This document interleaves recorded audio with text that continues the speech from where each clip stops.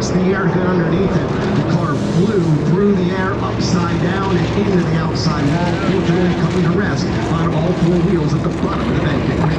I got her beat. Look there on NASCAR TV, a very scary incident out there on the back straightaway. Colt Custer doing everything in his power to try and get Christopher Bell up and into the lead and kind of propel that outside lane.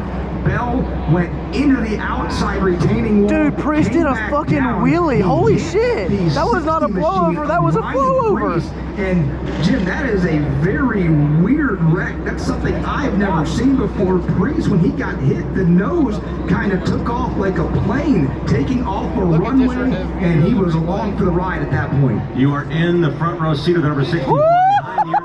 Catching air and over for Oh Priest. my God. We were able to see him get out of his Ford and walk to the ambulance. We also saw Christopher Bell dropping his net and unhooking from his. Well, that's the first time I've ever seen a blowover. Yellow car on the outside. It's not even a blowover, it's a blowover. Just gets tapped the wrong way at the wrong time by Cole Custer from behind, sending his Toyota outward to the outside wall.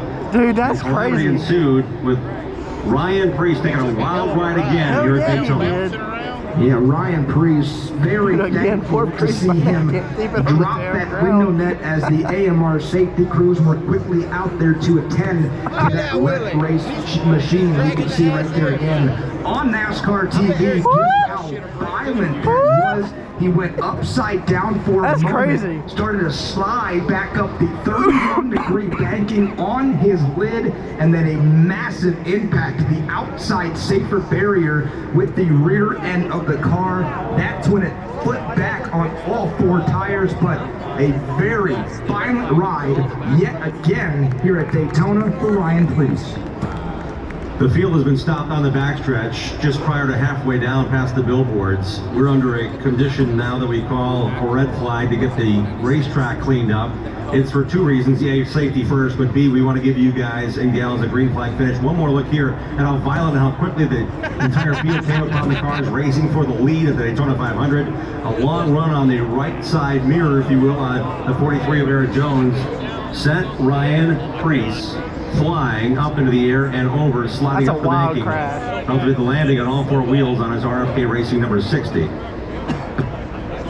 As he came down the banking again, several cars were also involved trying to get away from this. One more look now. Dude, they got the onboard. Number 60 roof. Here we go for a ride, race fans. Yeah, on board here with Ryan Priest, and you can see nowhere to go, and when that machine of Christopher Bell came back down the racetrack, that contact lifted it up in the air. Let's take a look inside the cockpit here for Ryan Priest, and you can see it. I mean, he's just along for the ride. He was like, I'm taking off again. A very scary situation. This is the bumper cam of Christopher Bell. You can see it was Colt Custer just shoving him with everything that he had to try to get that outside lane and propel him to the front. Kyle Larson took a big shot there as well. He got a good piece of Bell as Bell came sliding. A lot of damage on the 20 machine of Bell. Kyle Larson involved. And again, more looks and more replays of what took place down the back straightaway on NASCAR TV. Yeah, I know.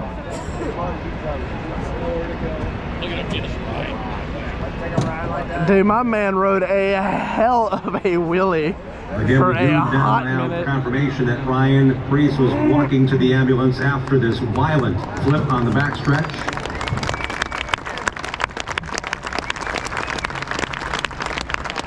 What a ride.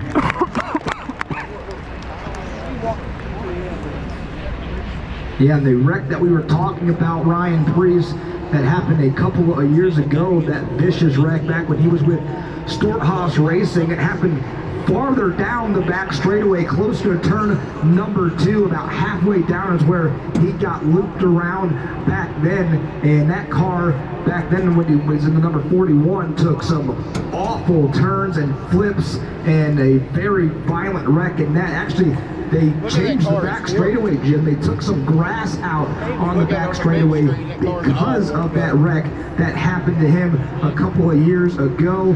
And again, another very scary incident for Ryan Preece. Very happy that he was able to drop the window net, get out of that car, and walk to the ambulance under his own power.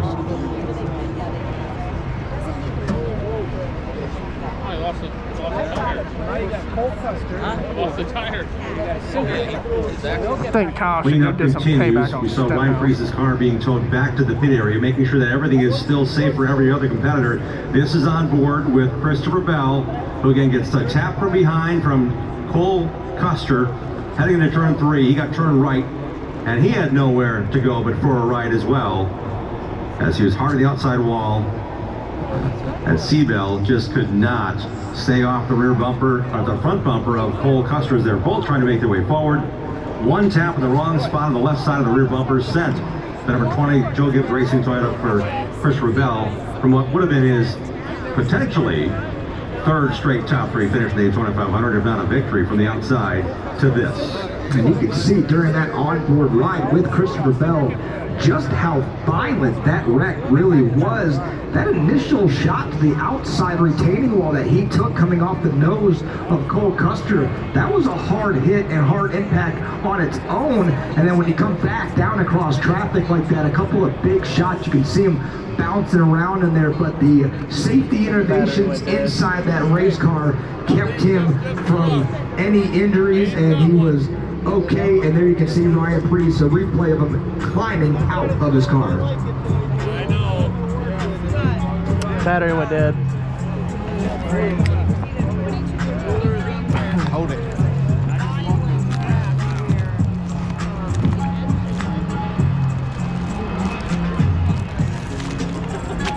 Bad timing, damn. The field is now beginning to roll. 200 laps, the advertised distance, 500 miles here. In 2023, Kyle Busch led laps 197 to 202. The race went past that 10 laps in overtime, and Kyle Busch was paired to at 19th with a late race incident. These teams want to run clean, and look at this, Bubba Wallace. His Toyota has some smoke coming out of the hood vents, and the nose appears to be cranked up in the wrong way. Nosed into another car in that crash down the backstretch. Bubba Wallace, again, a very strong, contending Toyota today. May have some issues once he gets a chance to come to pit road. Pits are closed, but that Wallace damage may be enough to bring him down early. Yeah, unfortunate there for Bubba Wallace, as his McDonald's Toyota has been strong all week, and it goes back to Thursday night here during Speed Weeks presented by Advent Health. He won duel number 1, and he was very strong all night in that duel. It wasn't like a Daytona win where he just found his way up front at the end. He was up front all night in that duel, was able to kind of control both lanes, put his car wherever he wanted to, especially at the end of the race, and he was showing some of the same here today. He had a very good car, and he was up front there obviously at the end, but caught a piece of Christopher Bell, and not the night that he wanted to have at the end of this race, not the night the 23-11 wanted, and I'm sure him as well as Michael Jordan and everybody with that team are going to be disappointed. We're coming back around, fans. The pit lane is open. Denny Hamlin will be the race restart leader if he is not pit here, and he's staying on the racetrack. He's won 3 of the top 500.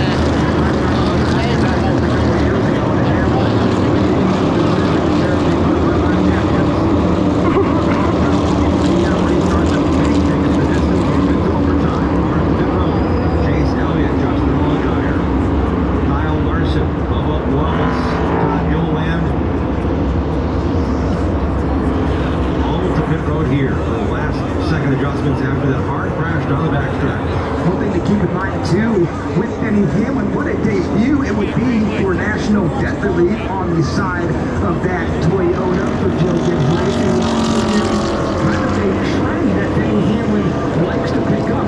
He loves winning the Daytona 500. At the top of the box, he's done it a couple of times already, and obviously Chris Gabehart stepping away from the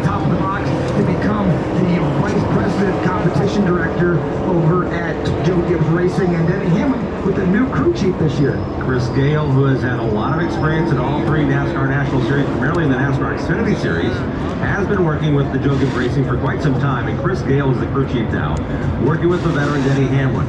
They have worked, no doubt. Yeah, you can't blame that one on NASCAR. That's just the way he got hit. Where are we going to lap 150? Where do we want to be in the final restart? And Denny Hamlin has made that happen after that early incident. We thought he was out of it. The left side of the car looked to be underneath, would have been torn away. But somehow, some way, the Virginia veteran, I get what you're saying, but like, he got hit, it launched him, and there was a hole under the fender, so it put air in the car and under it, so it's going to lift it. Overtime format, 2-lap shootout every time in overtime is ran this year. Yeah. Which means if the field does not come back around to take the white flag, then we have another overtime. If the leader does take the white flag, I don't really want Hamlin to win it, but it wouldn't be a caution prior to the white flag will trigger another overtime. So that leader's got to get back around and take that white flag, and then it'll be on from there. Again, Jim, if the field were to bring out another caution before the white flag comes in the air, then we will see another overtime attempt. The field heading down the I want Cinder and Jamal to win. Yeah, pretty good with a lot of fish up there.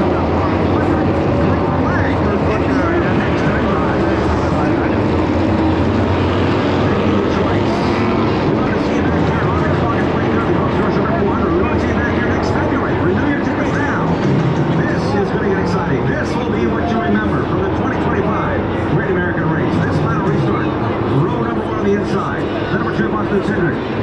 Oh, I'd be fine with Custer too. I didn't not Custer.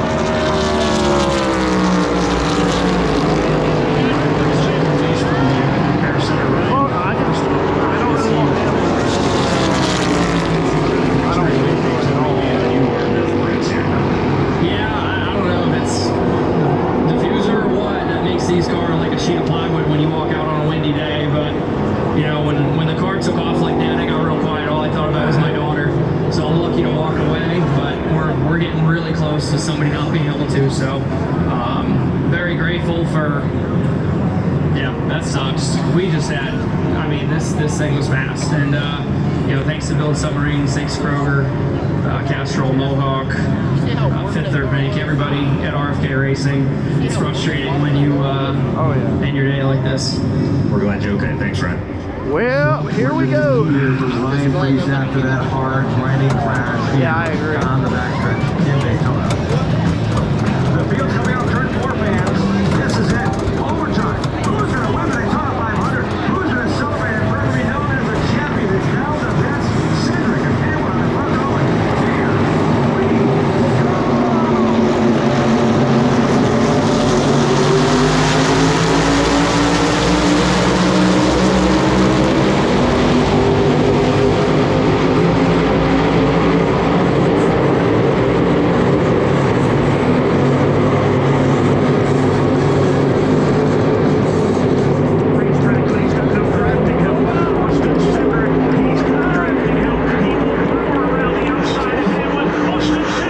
Come on. A big shove from Cole Custer in the outside lane. Hamlin, who was leading the lead into turn number 1, reaches the end of the back straightaway, running in for Hamlin trying to rally back on the inside of the racetrack, but it's Austin Cindric, the leader into turn 4. Cindric goes down the line, but it's Denny Hamlin off turn number 4. The third goes to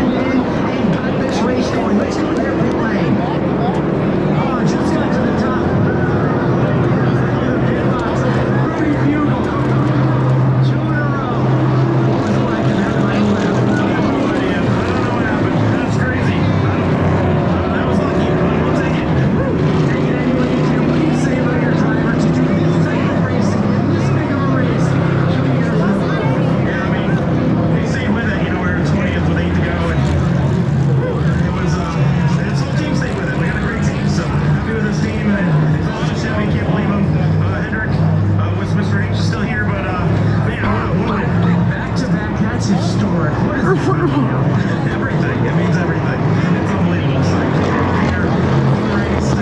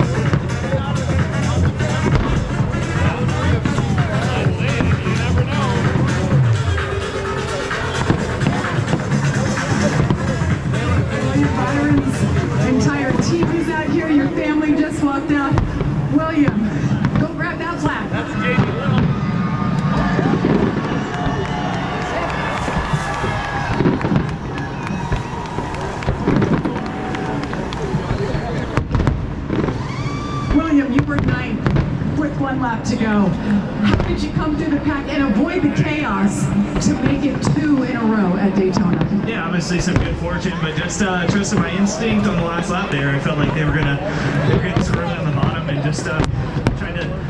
I was honestly gonna go third lane regardless because I was probably 6th coming down the back. So just obviously fortunate that it worked out in our favor, but just really proud of this team.